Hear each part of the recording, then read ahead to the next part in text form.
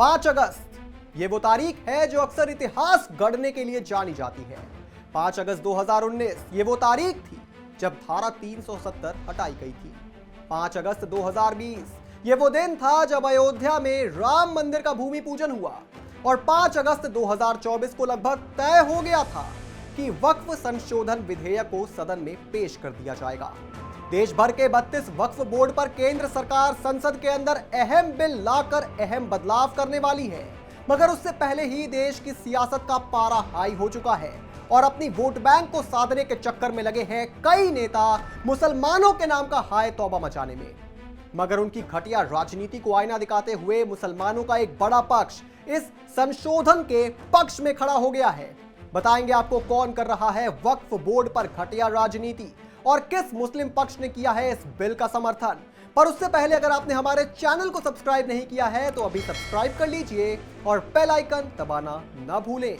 नमस्कार, मैं हूं आपके साथ स्नेह श्रेयस। आप देख रहे हैं आय ऑन भारत। वीडियो शुरू करने से पहले ये जानकारी देना जरूरी है कि वक्फ बोर्ड क्या है, ये बिल क्या है और पूरा मामला क्या है। इस पर आय ऑन भारत ने एक स्पेशल वीडियो बना रखी है, अगर आपने नहीं देखी है तो जरूर देखें। दरअसल हुआ ये कि जब से केंद्र सरकार ने ऐलान किया है कि वो वक्फ बोर्ड में संशोधन करेगी, तब से कई बड़े नेताओं को जबरदस्त झटका लगा है।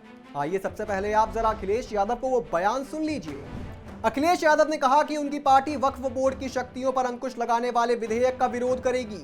उन्होंने कहा कि बीजेपी ने हिंदू मुस्लिम के अलावा या फिर मुस्लिम के हक छीनने के अलावा कोई अन्य चीज पर काम नहीं किया है। उन्हें जो अधिकार मिले हैं, स्वतंत्रता का अधिकार या अपने धर्म का पालन करने का अधिकार और उनकी कार्य प्रणाली को बनाए रखने का अधिकार, हम इसका विरोध करेंगे। वहीं कांग्रेस नेता प्रफुल्ल पटेल ने भी अपनी बात रखी। उन्होंने कहा कि हम हमारा स्टैंड हमेशा रखते आए हैं। कांवड़ यात्रा को लेकर भी हमने अपना स्टैंड रखा था कि उत्तर प्रदेश सरकार को इस फैसले को वापस लेना चाहिए। हमें जहां जो स्टैंड लेना होगा हम वो स्टैंड लेंगे। हम सेक्युलर पार्टी के रूप में इस गठबंधन में काम कर रहे हैं। जब बिल आएगा तब हम अपना स्टैंड रखेंगे। मतलब एक और तो इन नेताओं को मिर्ची लग रही है, या यूं कहें कि अपनी राजनीतिक रोटी को सेकने के चक्कर में ये नेता मुसलमानों को इतना बेचारा दिखाने में लगे रहते हैं। वहीं दूसरी ओर ऑल इंडिया सूफी सज्जदा नशीन काउंसिल के चीफ सैयद नसीरुद्दीन चिश्ती ने एनएसए अजीत डोभाल और केंद्रीय मंत्री रिजिजू से मुलाकात की। इस दौरान उन्होंने अलग अलग दरगाह बोर्ड बनाने की भी मांग की। इस दौरान एआईएसएससी के अध्यक्ष सैयद नसीरुद्दीन चिश्ती ने कहा कि विधेयक लंबे समय से लंबित पड़ा है और देश भर की दरगाह इस कदम का समर्थन कर रही है। एआईएसएससी के अध्यक्ष सैयद नसीरुद्दीन चिश्ती ने संशोधन के तहत एक अलग दरगाह बोर्ड बनाने की मांग की। उन्होंने कहा दरगाहें इस फैसले का समर्थन कर रही हैं। इसमें बदलाव की जरूरत है क्योंकि दरगाहें सबसे बड़ी पीड़ित हैं। नसीरुद्दीन चिश्ती ने आगे कहा कि मौजूदा वक्फ अधिनियम में दरगाहों का कोई जिक्र नहीं है। वक्फ बोर्ड दरगाह की परंपराओं को मान्यता नहीं देता क्योंकि हमारी कोई परंपरा शरीयत में नहीं है, इसलिए हम एक अलग दरगाह बोर्ड की मांग करते हैं।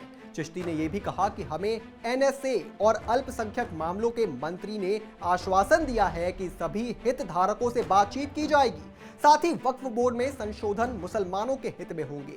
मतलब एक और तो ये बड़े बड़े नेता माहौल गर्माता देख अपनी राजनीतिक रोटी सेकने लगते हैं, वहीं मुस्लिमों का एक बड़ा पक्ष मोदी सरकार के इस कदम का समर्थन कर रहा है।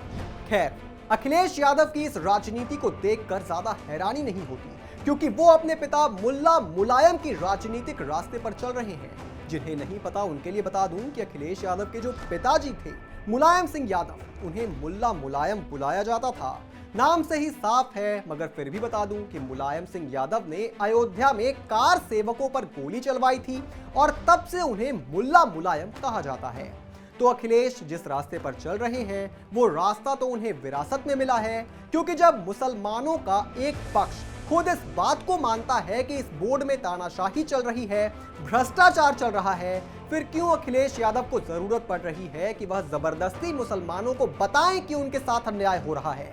और वक्फ बोर्ड अगर मुसलमानों के बारे में इतना सोचता है तो आखिर उसने गरीब मुसलमानों के लिए आज तक किया क्या है? उसका रिपोर्ट कार्ड दिखा दे या फिर अखिलेश ही दिखा दे कि उन्होंने मुसलमानों के लिए क्या किया है। शायद अखिलेश यादव को यह समझ में नहीं आ रहा है कि मुस्लिमों ने आपके पिताजी की भी राजनीति देखी है और अब आपकी भी राजनीति देख रहे हैं, तो अब मुसलमान बहकावे में नहीं आने वाला है। इस पर आप क्या सोचते हैं, हमें कमेंट करके जरूर बताएं। और भी तमाम बड़ी खबरों से जुड़े रहने के लिए आप देखते रहें आय ऑन भारत।